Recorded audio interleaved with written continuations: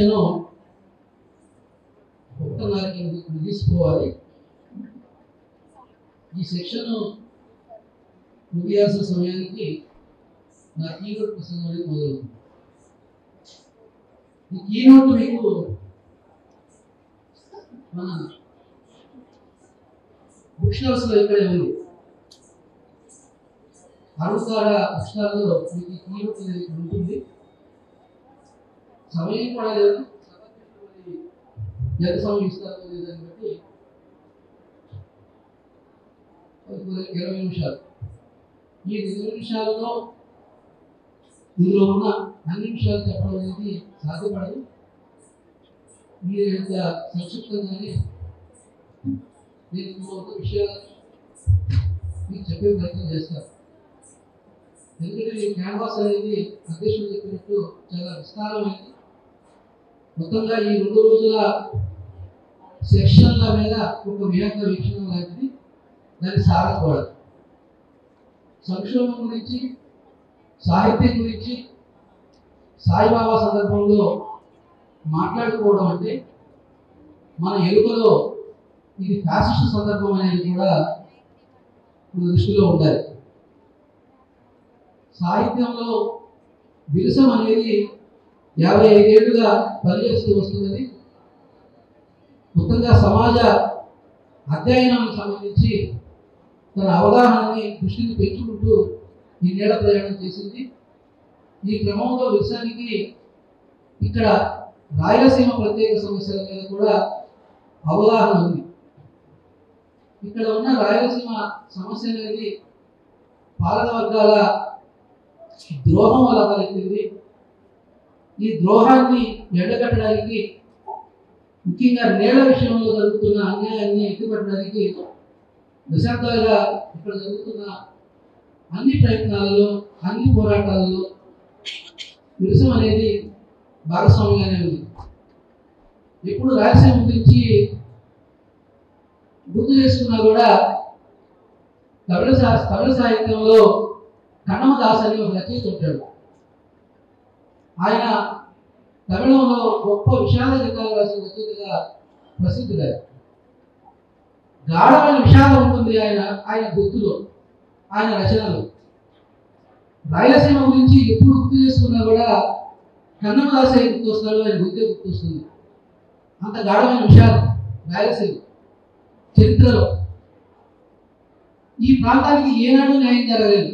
మిగిలిన ప్రాంతాల కన్నా విడివిడిగా అక్కడ ఉన్న స్థానిక అనుకూలతలు, అక్కడ గడిచిన పాలన వైవిధ్యం, ఇంకో దాని వల్ల కూడా కొంత ప్రయోజనాలు మిగిలిన ప్రాంతాలు జరిగినాయేమో కానీ రాయలసీమకు నిరంతరం అన్యాయమే జరిగింది. ఎక్కడ సుఖపడడం కానీ, సంతోషపడడం కానీ, ఆశపడడం కానీ అనేది రాయలసీమ చరిత్రలో లేదు.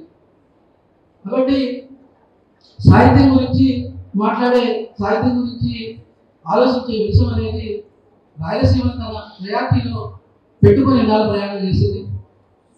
అలాగే ఈ రోజున ముందే అన్నట్టుగా సాహిత్యకారులు సంక్షోభం ఉన్నప్పుడు సాహిత్యంలో సాయిబాబా చేసిన కృషి అనేది నాకు ముందు మాట్లాడిన వాళ్ళందరూ వాళ్ళ జ్ఞాపకాలలోంచి ఆయన సాహిత్యం నుంచి మాట్లాడుతూనే వచ్చారు. ఇంత సంక్షోభ కాలంలో కూడా ఎంతో కొంత ఊరటని విరసానికి కాదు, ఇప్పుడు సాహిత్యోద్యమానికి కాదు, మొత్తం సమాజానికి సాయిబాబా అందించాడు.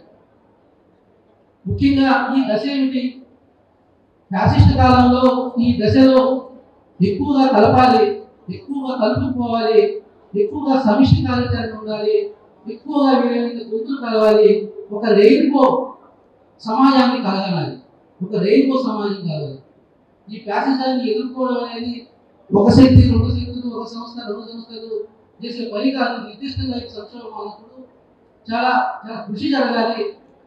భిన్నాభిప్రాయాలు ఉంచుకుంటూనే, డిసెంట్ ఉంచుకుంటూనే ఫ్యాసిజం అనేది మొత్తంగా మానవ సమాజానికి వ్యతిరేకం అనే ఒక ఉమ్మడి భావంతో కలవాలి అని మనం అందరం ఎంతో మాట్లాడుతున్నాం, చాలా మాట్లాడుతున్నాం. కానీ ఈనాడ ఈ కృషి అంతటికి కూడా ఒక సాంస్కృతిక ప్రతీకగా సాయిబాబా మన ముందు నిలబడ్డాడు.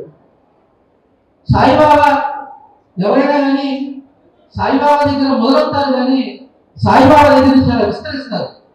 సాయిబాబా సందర్భానికి ఉండే గొప్ప అద్భుతం ఏమిటంటే, గొప్ప బ్యూటీ ఏంటంటే, ఎవరైనా సాయిబాబా సందర్భం దగ్గర మొదలయ్యి సాయిబాబా సందర్భం దగ్గర ఆగిపోరు, అక్కడి నుంచి విస్తరిస్తారు.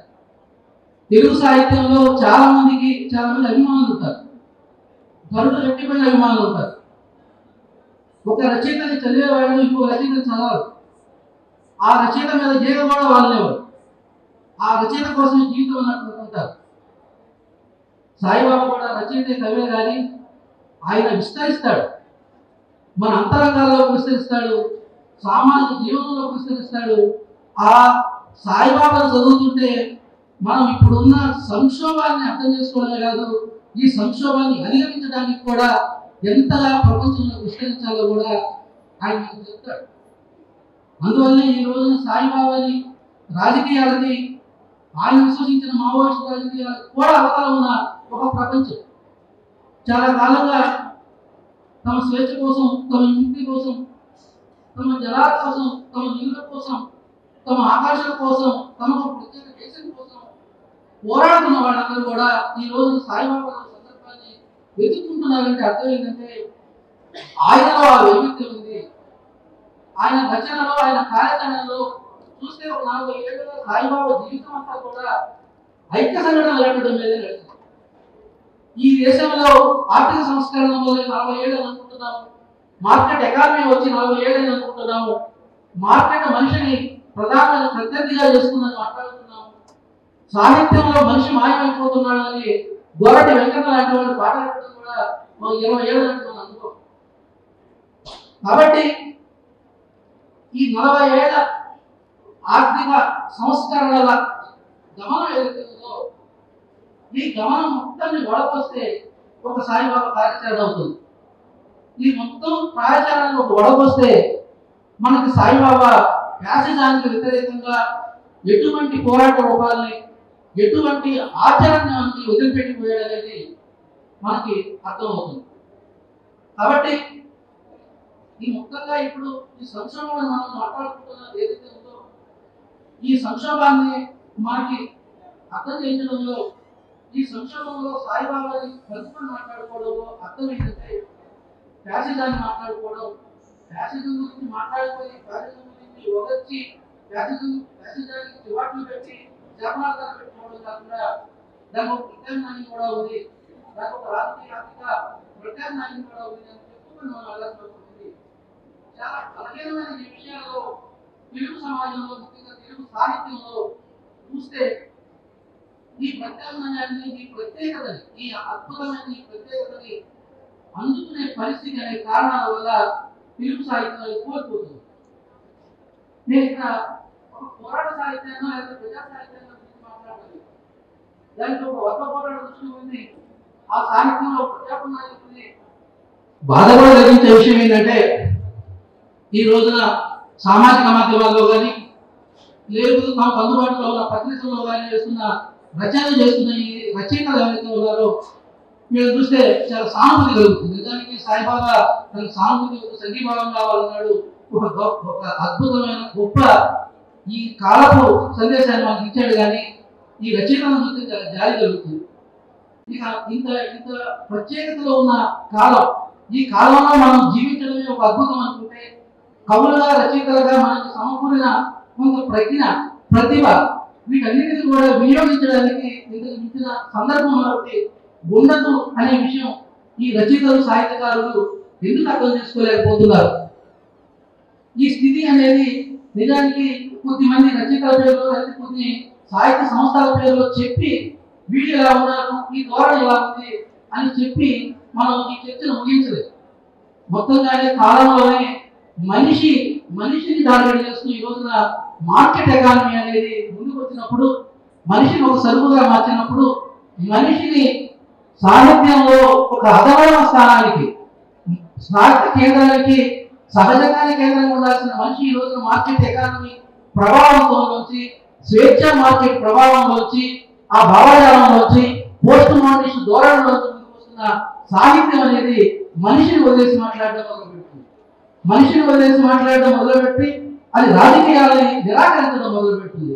రాజకీయాలను నిరాకరించడం మొదలుపెట్టి తన కళ్ళ ముందు కనీసం ఒక అధ్యయనం ద్వారానో, ఒక పరిశోధన ద్వారానో, ఒక సామాజిక ఆర్థిక జీవనాన్ని వేసుకోవడం పక్కన పెట్టండి, ఒక దుర్గోచరంగా ఈ రోజున ఒక ఫినామినల్గా కళ్ళ ముందు ఇంత జరుగుతున్నది కదా. ఒక పక్క మావోయిస్టుల ఏదైత పేరు మీద ఒక దిశ అంతా కూడా రక్తపాతం నడుస్తున్నది, ఒక దిశ అంతా కూడా విధ్వంసం నడుస్తున్నది. మరో పక్క అదే సమయంలో ఒక నిర్మాణం కూడా జరుగుతున్నది. వసంత వాళ్ళు, సాయిబాబా లాంటి వాళ్ళు తమ మీద జరుగుతున్న అన్యాయానికి వ్యతిరేకంగా గట్టిగా నిలబడి వాళ్ళ చివరికి నిర్దోషులుగా బయటకు వచ్చారు. అలాంటి ఆశ కనీసం ఇటువైపు కాస్త కనబడుతున్నది. ప్రపంచంలో రెండు భాగాలు అనుకుంటే ఒక భాగంలో తీవ్రమైన అణిచివేత ఉంది, తీవ్రమైన దుఃఖం ఉంది, తీవ్రమైన విధ్వంసం ఉంది. రేపటి కళని చిరివేసే సందర్భాలు అనేవి కనబడుతుంది. అయినప్పటికీ అలాంటి చోట కూడా ఇలాంటి మెరుపులు లాంటివి, ఇలాంటి సందర్భాలు ఒక పక్కన కనబడుతున్నా కూడా రెండో పక్క సుఖాలాల్సిన లేదు, సుఖవంతమైన జీవితాలు, లేదు విలాసవంతమైన అవసరాలు, శాలవాలు, అవార్డులు, గొప్ప భోగలాలస, వీటన్నిటికీ అవకాశం ఉన్న రెండో ప్రపంచం కనబడుతుంది. కానీ అది చూడడానికే చాలా అధ్వానంగా ఉంది, చూడడానికి అదనంగా ఉంది, చూడడానికే పరమ దుర్బలంగా ఉంది ఆ ప్రపంచం. ఈ కవులు రచయితలు ఇంత చదువుకొని, ఇంత ప్రజ్ఞను సాధించి, ఇంత సృజనం సాధించిన వాళ్ళకి ఎందుకు ఈ విషయం అర్థం కావడం లేదు? ఎందుకు ఈ విషయాన్ని అర్థం చేసుకోలేకపోతున్నారు? ఒక రెండు ప్రపంచాల మధ్య సంభాషణ నిరంతరం సాగాలని సాయిబాబా అన్నట్టు ఈ రెండింటి మధ్య ఒక సంభాషణ సాగాలని విషయం కూడా కోరుకుంటుంది. ఈ రెండో ప్రపంచం పట్ల విషయానికి సానుభూతే కానీ మరో వ్యతిరేక భావం లేదు. ఈ రెండు సాహిత్యంలో ఈ రోజున వర్గ పోరాటం అన్నప్పుడు జరగాల్సిన విషయం ఏమిటంటే అందులో ఐక్యత కూడా భాగం. కాబట్టి మనం ఎంత కాదనుకున్నా కూడా ఈ రెండో ప్రపంచం కూడా మొదటి ప్రపంచం రెండో ప్రపంచంతో ఒక సంభాషణ జరపాలి. ఈ సంభాషణ జరపడానికి ఒక పునాది ఉండాలి. ఈ పునాదిని మనం ఎక్కడ ఏర్పాటు చేసుకుంటాం? ఈ మొత్తంగా ఈ పునాదిని మనం చరిత్రలో చూసుకుంటే రచయితలందరూ ఎలాగే ఉన్నారా, సాహిత్యకారులు ఎలా ఉన్నారా? ఏమాత్రం ఇది కేవలం ఒక మావోయిస్టు దృక్పథంతోనూ లేదా కమ్యూనిస్టు దృక్పథంతోనూ చెప్పే మాట కాదు. 1857 ఆ ప్రాంతాల్లో సిపాయి తిరుగుబాటు జరుగుతున్నప్పుడు, సిపాయిని బ్రిటిష్ పాలకులు అణిచివేస్తున్నప్పుడు, పోషకాలు వస్తున్నప్పుడు ఆ చనిపోతున్న సిపాయిలకి, వీరులకి సంఘీభావంగా తన ఎడలకు వచ్చిన వాడు గాలిపోయిన కమ్యూనిస్టు గారి, మావోయిస్టు గారు. చరిత్రలో మనం చూసుకుంటే కమ్యూనిస్టు సాహిత్య చరిత్ర అనేది చూసుకుంటే కమ్యూనిస్ట్ సాహిత్య చరిత్రకి 100 ఏళ్ల చరిత్ర లేదు. కానీ సాహిత్యంలో ఆ కాలానికి తమ ప్రదర్శించాల్సిన ఆచరణ ఏదైతే ఉందో, ప్రదర్శించాల్సిన తమ పాత్ర ఏదైతే ఉందో, దానిని మొదటి నుంచి కూడా ఈ సమాజాల్లో, అది తెలుగు సమాజమే కాదు, హిందీ సమాజం కాదు, ఉర్దూ సమాజం కాదు, అన్ని సమాజాల్లో సాహిత్యకారులు ప్రదర్శిస్తూనే వచ్చారు. అది ఎవరో ప్రమాణిస్తేనో లేకపోతే ఎవరో వాళ్ళని చేస్తేనే కాదు, అసలు సహజంగానే సాహిత్యం అంటేనే మనిషి కదా.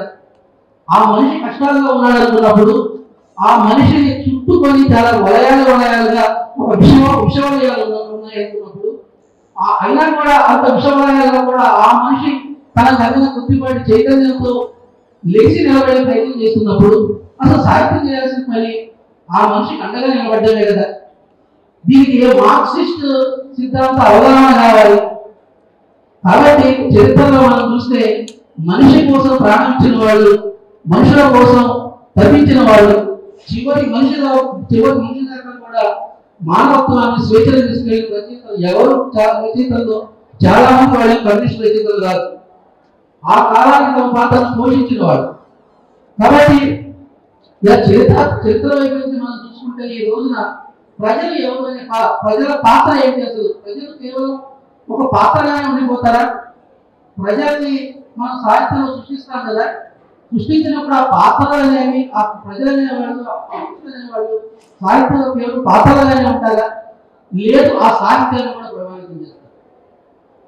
నిజానికి మన దృక్పథంలో మనం చెప్పే విషయం ఏంటంటే, మనుషులు అనేవాళ్ళు సాహిత్యంలో కేవలం పాత్రదారులు కాదు, ఆ సాహిత్యాన్ని సుసంపన్నం చేసేది వాళ్ళు సుసంపన్నం చేయడమే కాదు, తెలుగు సాహిత్యంలో ప్రక్రియల వారీగా వస్తువు వారీగా శిల్పం వారీగా ఎన్నో సమస్యలు ముందుకు వస్తూ ఉంటాయి, ఎన్నో జటిలమైన సమస్యలు ముందుకు వస్తూ ఉంటాయి. వాటితో సాహిత్యకారులు సాహిత్య విమర్శకారులు ఎంతో తలపడుతూ ఉంటారు. అలాంటి తలపడుతున్న స్థితిలో తలపడుతున్న స్థితిలో కూడా వాడికి ఒక చిన్న పరిష్కారం చూపించేది కూడా మళ్ళీ ప్రజలు. మనం దగ్గర కావాలని చూస్తున్నాం. ప్రజల దగ్గరికి నా సాహిత్యం అనేది ప్రజల దగ్గరికి ఎలా వెళ్ళాలి? నేను ఒక కథ రాస్తాను, ఒక నవల రాస్తాను, ఒక కవిత రాస్తాను, ఈ ప్రజల దగ్గరికి ఎలా వెళ్ళాలని తొలిదశలో దిగంబర కవులు తమ కవిత పట్టుకొని తమ రచనలు పట్టుకొని కార్మిక వాళ్ళలోకి బస్తీల్లోకి వాళ్ళు వెళ్ళేవాడు. కథలు చదువుతుంటే, నవలు చదువుతుంటే, కవితలు చదువుతుంటే వాళ్ళ మధ్య ప్రజల్లో ఒక రకమైన శూన్యం కనబడేది. ఇది నీకోసమే రాసిన అన్నా కూడా అన్నం తెలియదు. ఆ దశలో నచ్చలని ముందుకు వచ్చి ఇలా ప్రజలకి సాహిత్యానికి మధ్య ఒక అనుసంధానం అనేది జరగడం కోసం కొన్ని ప్రక్రియలను సృష్టించింది. ప్రజలతో సంభాషించడం కోసం సాహిత్యానికి ఒక వ్యక్తిని వేసింది. ఇది సాహిత్యంలో ఉండేవాడు వాళ్ళ సమస్యలను వాళ్ళు పరిశీలించుకొని వాళ్ళ సమస్యను వాళ్ళే పరిష్కరించుకోవాలని జరిగే పని కాదు. ఆ సాహిత్యంలోకి సమాజ జోక్యం అలాగే సమకాలీన ఉద్యమాల జోక్యం జరగడం వలన సాహిత్యంలో చాలా కాలంగా జటిలంగా ఉన్న నేను చిన్న ఉదాహరణ చెప్పాను. సాహిత్యం ప్రజలు ఎలా జరుగుతుంది అంటే అది సాంస్కృతిక రూపాలు ఎలా జరుగుతుంది. ప్రజల్ని మీరు బాగా చేరుకోవాలంటే ఒక పాట ద్వారా చేరుకోవాలి, ఒక నాటకం ద్వారా చేరుకోవాలి, ఒక రూపకం ద్వారా చేరుకోవాలి. మీరు అలా అయితే చేరుకుంటారు. అంత జరపరాజు మొదటంతా పాట కవితలు రాసిన ఆయన ముఖ్యంగా శాంతినికేతన్ రవీంద్రనాథ్ ఠాగూర్ ప్రభావంతో మొదట బావలేదు, తర్వాత తన తండ్రి రైతన్ తన తండ్రి కష్టాలు చూసి కొంత సామాజిక వ్యక్తులు రాస్తాయి కూడా. ఎప్పుడైతే నచ్చలని ఈ సమస్యని ప్రజలకి సాహిత్యానికి మధ్య ఉన్న ఈ వైవిధ్యాన్ని నచ్చలని సాహిత్యంలోకి ప్రజాభిమానం తీసుకొచ్చి బదాలు కొట్టిందో ఆ శరవణరాజు అక్కడి నుంచి పాటలు రాయడం మొదలుపెట్టాడు, అక్కడి నుంచి నాటకాలు రాయడం మొదలుపెట్టాడు, అక్కడి నుంచి సాంస్కృతిక రూపాలు నిర్మించడం మొదలుపెట్టాడు. ఇలాగా మీరు ఎంతకాలం సాహిత్యంలో ఉంటూ మీరు ఎంతకాలం ఆ సాహిత్యంలో ఉండే సమస్యల మీద కింద మీద పోతుంది. కవిత్వం ఉందా లేదా? కవిత్వం బతికుందా? కథలో ఈ రోజున ఆ సమాజానికి అవసరమైన ఎన్ని ప్రశ్నలు సాహిత్యకారులు వర్క్షాపులు తర్వాత కథ మీకు పెట్టుకొని ఎంత కింద మీద పడినా కూడా అవి వాటిని సులభంగా పరిష్కరించగలిగింది సామాజిక అనుభవం. ఆ సామాజిక అనుభవంలోకి సాహిత్యకారులు ప్రవేశిస్తే చాలా సమస్యలు సాహిత్యంలో పరిష్కారం అవుతాయి. ఇది తిరిగి సాహిత్యాన్ని సుసంపన్నం చేస్తుంది. కాబట్టి ఈ రోజున సాహిత్యకారుల్ని మనం ఈ సంక్షోభ సమయంలో మనం ఈ ఫ్యాసిజానికి వ్యతిరేకంగా లేదు ఆపరేషన్ పదానికి వ్యతిరేకంగా రాండి అంటున్నామంటే అదేదో మనకి ప్రజా అవసరాలు తీరుస్తారని కాదు. వాళ్ళు ఇప్పటికే అధ్వానంగా ఉన్నారు, ఇప్పటికే నిరాశ నిస్పృహలతో ఉన్నారు, ఏడుపు కొట్టి రాగాలని ఫేస్బుక్ లో వినిపిస్తూ ఉన్నారు, అక్కడక్కడ వినిపిస్తున్నారు. ఇది కూడా మీకు ఇక్కడ దారి ఉంది, ఇక్కడ సాయిబాబా వేసిన దారి ఉంది, ఇక్కడ దడగారిన సాహిత్యం వేసిన దారి ఉంది. ఈ దారిలోకి మీరు రాలి. మీకు అడ్డంగా ఉన్న విషయాలు నిజానికి విప్లవ సాహిత్యోద్యమానికి కూడా అడ్డంకుగా ఉన్నాయి. మీ మధ్య విప్లవ సాహిత్యోద్యమానికి మధ్య ఉమ్మడిగా ఉన్న అడ్డంకులు అనేవి ఎలాగో ఉన్నాయి, వాటిని మనం కలిసి పరిష్కరించుకోవాలి. కానీ ముందుగా మీలో ఉన్న భావదారిద్ర్యాన్ని వదిలిపెట్టి కనీసం దుర్గోచరంగానే కనబడుతున్న కళ ముందు కనబడుతున్న గొప్ప అద్భుతమైన ప్రత్యేకతల్ని గుర్తించండి. వీటిలో భాగంగా మనం ఉమ్మడిగా చేయాల్సిన కృషి ఏదైతే ఉందో అందులో మనం ఖచ్చితంగా ఈ ఐక్య సంఘటన రూపంలో ఈ ఫ్యాసిస్ట్ దశ అంటున్నామంటేనే నూతన ప్రజాస్వామ్య దశలో మనకి ఐక్య సంఘటనలు అనేవి ప్రధాన పోరాట రూపంగా ప్రధాన రూపంగా ఉంటాయి కాబట్టి సామాజిక రూపాలుగా ఉంటాయి కాబట్టి అందులో మనం భాగం అవుదాం, కలిసి ఆలోచిద్దాం, కలిసి అడుగులేద్దాం. కానీ ఈ పునాదిని మీరు అంగీకరించండి అని చెప్పడం కోసం సంక్షోభం గురించి మనం మాట్లాడుతున్నామంటే ఈ రోజు తెలుగు సమాజంలో ఉన్న సాహిత్యకారులకి అయ్యో అయ్యో అయ్యో మావోయిస్టులు అర్థమైపోతున్నారు, అయ్యో ఫ్యాసిస్ట్ దేశాన్ని నాశనం చేస్తున్నారు అని మన ఏదైనా ఏదైతే ఉందో సామాజిక కార్యకర్తలకి మన విప్లవ రచయిత సంస్థలకి ఆ యజమాని వాళ్ళకి ఇవ్వడం అనేది మన పైన కానే కాదు. ఈ సంక్షోభంలో మనం వాళ్ళకి ఏం చెప్తున్నామంటే నువ్వే పెద్ద సంక్షోభంలో ఉంది. ఈ రోజు కాకపోతే రేపైనా ఈ మనిషి ఇంత చరిత్రలో కనీసం 50 ఏళ్ళ కాలం తీసుకున్నా కూడా నక్సలైట్ విప్లవోద్యమం అందించిన చైతన్యంతో ఈ మనిషి ఈ రోజు పడిపోయినా రేపు వేసి నిలబడతాడు. కానీ నీ పరిస్థితి ఏంటి? అసలు నువ్వు తెలుసుకోవాలి, నువ్వు మళ్ళీ తిరిగి నువ్వు జీవం పోసుకుంటావని నీకు ప్రాణం ఎత్తుకుంటావు అని చెప్పి భరోసా నీకు ఉన్నదా? కాబట్టి మొత్తంగా ఈ మొత్తం తీరులో కానీ లేదు ఈ 2 రోజుల పాఠాలు ఏవైతే ఉన్నాయో ఈ పాఠాల్లో కానీ తెలుగు సాహిత్యంలో వెలుగుదలను అలాగే మేధో సాంస్కృతిక రంగాల మీద ఫ్యాషన్ కానీ కార్పొరేట్ ప్రయోజనాలు అలాగే భారత విప్లవోద్యమం మీద దాడి బుద్ధిజీవుల పాత్ర అనే ఈ మొత్తం ఈ 2 రోజుల కీనోట్ల ఈ 2 రోజుల పాఠాల సారాంశం అనేది యూనియన్ మీటింగ్. ఈ కీనోట్ అనేది మీకు బయట స్టాల్ దగ్గర జరుగుతుంది, మీరు పరిశీలించాల్సిన వాళ్ళు అక్కడ తీసుకోవాల్సిన కోరుతూ నా కీనోట్ ప్రసంగాన్ని తీసుకున్నాను.